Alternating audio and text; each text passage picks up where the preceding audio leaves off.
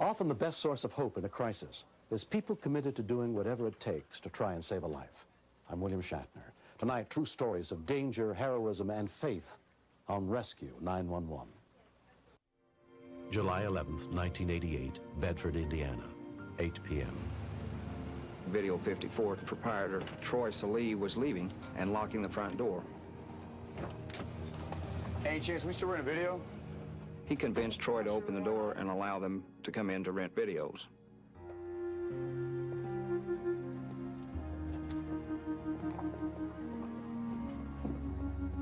Three of the men accompanied Troy inside. Hey, what you got over here? Look, see what you got.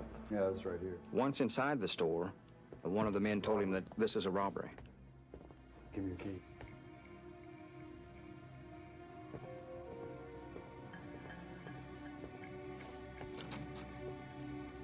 Open the register. Hurry up!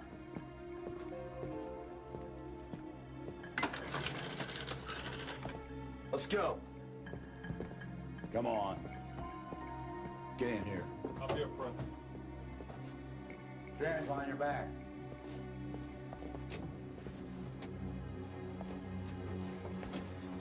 Tilt your head back. Tilt your head back! Ah!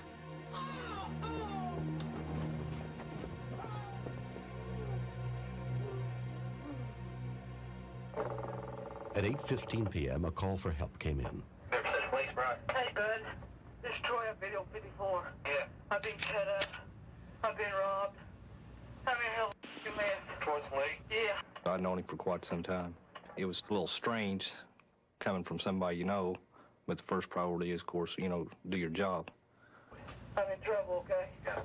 I assured him that officers were going to be on the way, told him not to hang up, and at that time I put on the ambulance service. In a second, because they cut my neck. Cut your neck? Yeah, so hurry. Okay. I'm not going to make it if you don't get here. Can I have contact number, please? Okay, where's the number? Dispatcher Brian Turpin put out a call over the police radio. Okay. 131 Bedford. 21. Have a 911 request for police. Video 54, Lincoln Plaza. Subject's been robbed. Okay, I'll send them on their way. Please hurry. Ambulance service hung up, and so did Troy. I tried to call back, nobody answered, so I locked him in on our 911, so all he had to do was pick up.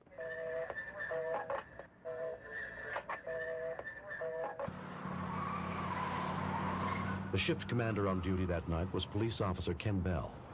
As we entered the parking area, Mike Ragsdale, my senior patrolman, went to the front of the store, and we cruised through the lot checking to see if anybody's running away that might be involved in this robbery. Officer Mike Ragsdale headed for the front door. 3133. Front secure. I looked around in the building through the door and windows, and I couldn't see anyone. The door was locked. You're hyped up, you're trying to get everything you can, and you can't get any information if nobody's there.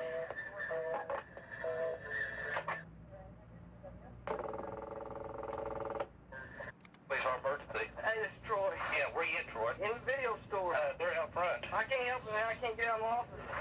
Okay, you're in. You can't get all the doors are locked. Play a single shot. Well, get shot. 131 Bedford. I heard the phone drop, so I don't know if he's okay, if he's fell down, if he's passed out, or what's happened. A few seconds later, I saw someone walking out of the back room towards the front of the store. 131 Bedford. 31 I said you're coming out. He's down. I need to... I knew Troy personally, and I thought he was a dead person at that point in time. I think I semi-panicked, and the only way to get into him was to break out the door glass, and we were not having any success even at that. 33 Bedford. Send me a fire unit down here. So at that time, I called and asked them to send a fire unit there. Officer Ragsdale called me from the front of the store, and he advised that he needed assistance. The subject has collapsed on the floor. I know him. He owns this place. I stepped over the curb and looked inside, looked like he soaked blood, and wasn't moving at all. He was just motionless. My adrenaline was really pumping, and I thought time was against us, so I told Mike, just stand back, I'll get us into the store.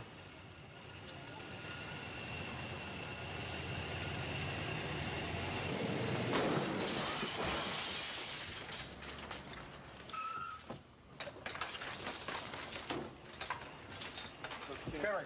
Mike, cover me, okay? Joe, cover Mike. He was just laying there lifeless. Bedford City Police, Ken Bell. I took my hand, I put down to his neck. When I did, I could feel warm blood. I could lift his neck back a little bit, and it looked like his neck had been slit from ear to ear. Ken Bell applied pressure to Troy's neck to try and stop the bleeding. This is Ken Bell, can you hear me? I kept looking at him, I said, can you hear me? This is Ken Bell, can you hear me? And he opened his eyes. He said, Ken. And he looked at me and he said, am I going to die?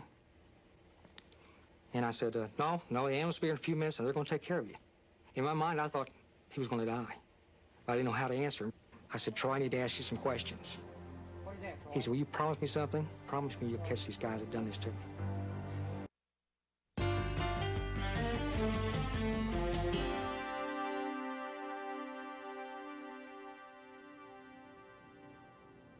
When police officers found Troy Salee lying on the floor of his video store, he was bleeding to death from multiple stab wounds suffered during a robbery.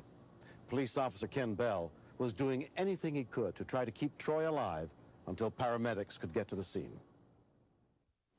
Troy, we're going to need your help on that, all right? Can you answer some questions for me? I said, we have no witnesses but you. You've got to stay with us. You've got to give me some specific information. Stay still, okay? From that point, it seemed like everything just slowed down. I need your help. Can you tell me what happened? I asked him how many were there. He said there was 4. One of them had a gun, one of them had a knife. What kind of car was it? I said, can you tell me anything about the car? Silver. It was a silver car, you know the year? I knew that'd be important because if that was their escape vehicle, then we'd have to have a description of the car. What was it, a 78 Chevy? 78 Chevy Malibu. Okay, 78 Chevy Malibu. Is there anything, think a minute, all right? I said, can you tell me anything about it that might help us identify it right away? And Troy said, yes, it's got a temporary dealer plate in the back window behind the driver. And I was just amazed that this man is laying here with all these stab wounds in him, and he can sit there and give me this information. The EMTs are here now. Here comes the ambulance, all right? One of the first paramedics on the scene was Sherry Hansen. He had multiple stab wounds. After we hit about 20, we stopped counting. We also found a sucking chest wound. It was an indication that he had a puncture into the lining of the lung. Okay? Got non-rebreather. Need you to fight, all right?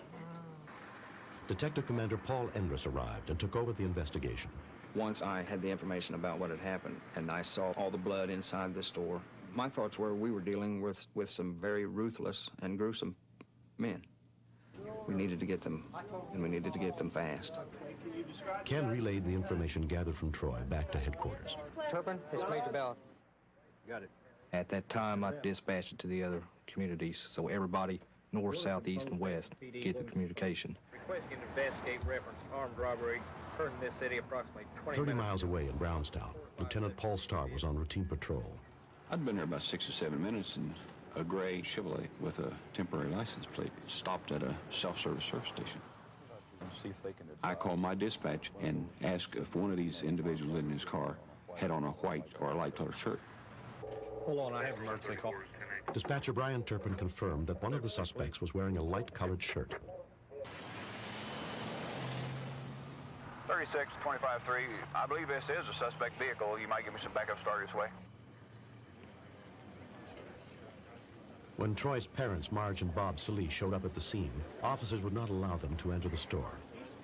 I figured they wanted to keep me out of there because there was no life left in him. I was just paralyzed nearly. It was an eerie feeling. I did not let go of his neck because we thought that possibly he had gotten into the jugular vein. So I requested that dispatch contact the 2 surgeons and have them into ER stat.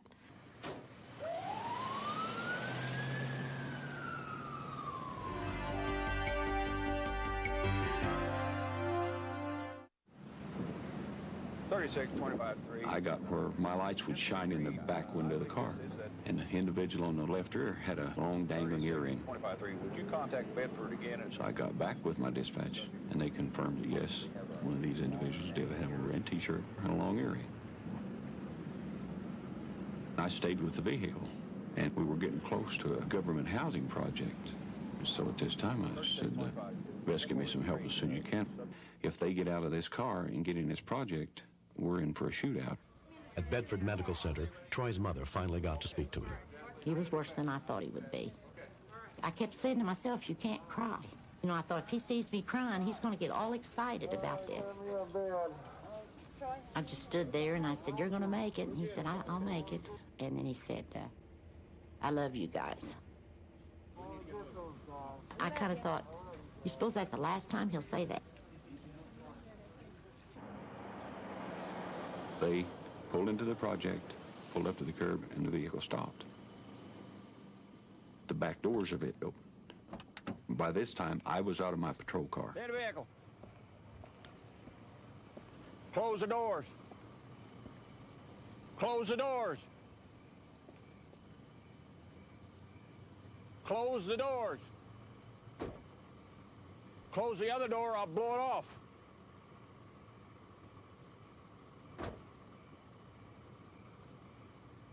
I was thinking to myself, I hope they don't get out, because if they do, I'm in trouble.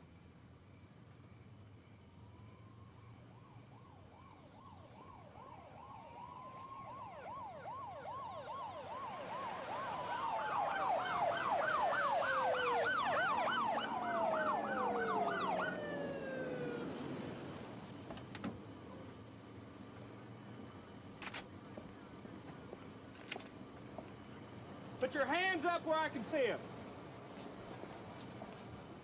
We found not only the gun used to hold on Troy, we also found the knife used to cut Troy's throat. In the back seat, we found the billfold stolen from Troy.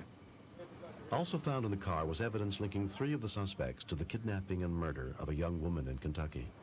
All of the men are currently serving long-term sentences at Indiana State Prison. The apprehension of the suspects was successful not only because of the cooperation of all the police agencies in the area, but also because of the heads-up play of Troy.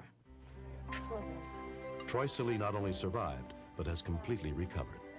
What kept me going was that I was real intense and wanting to be able to catch guys that would do this to somebody. I knew the only way I could get back at them if I stayed alive. Everybody said, well, you'll have to sell that video store. That kid will never be able to go back in there. And he was chomping the bit to get back in that video store. I think he's fabulous. I think the paramedics and the policemen did a fantastic job.